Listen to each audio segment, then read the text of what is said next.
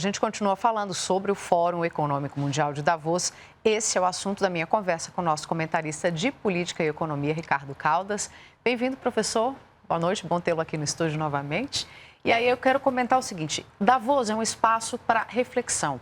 A guerra da Ucrânia está no centro das discussões por lá, com Zelensky sendo aplaudido e a Rússia, que já teve cadeira VIP, está abandonada, nem sequer foi convidada para esse ano. Como é que o senhor avalia esse cenário? Boa noite, Catiúcia. Boa noite a todos que estão nos assistindo.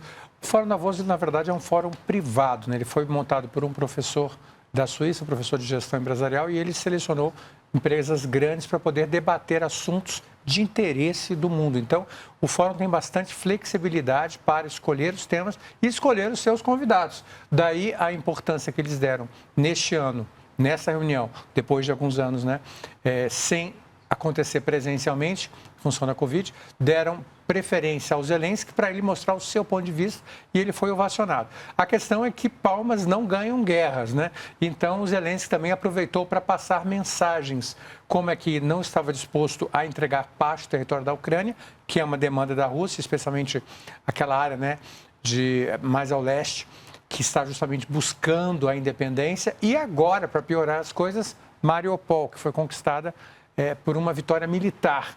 E quando isso acontece, é muito mais difícil o país que conquistou devolvê-la. Então, com isso tudo, o Zelensky teve a grande oportunidade de mostrar a sua visão e ele sugeriu, inclusive, a criação de sanções, Catiúcia, para que um país que invadisse outro fosse, então, punido, de certa forma, com sanções econômicas para evitar, segundo ele, futuras invasões. Então, nesse sentido, ele inovou no encontro. Professor, e pelo discurso do Zelensky, pelo que a gente tem acompanhado da guerra, um acordo de paz, então, está cada vez mais distante?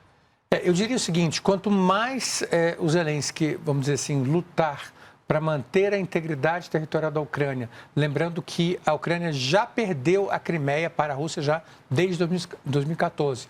E agora com essas perdas, né, de toda aquela região ali, de Donetsk, né, de Luhansk também, com isso... Luhansk, Donetsk, deixa eu ajudar o senhor isso. Fica mais difícil, né, a recuperação, porque elas são frutos de uma vitória militar. Então, é muito difícil você reaver territórios que foram perdidos militarmente. Perguntem ao México o que aconteceu com seus territórios perdidos para os Estados Unidos. Nunca mais recuperaram. Vamos ver, então, se a gente vê alguma solução saindo de lá, até mesmo para a crise econômica mundial que a gente vive em consequência da guerra, né, professor? Exatamente. Obrigada e até amanhã. Até amanhã.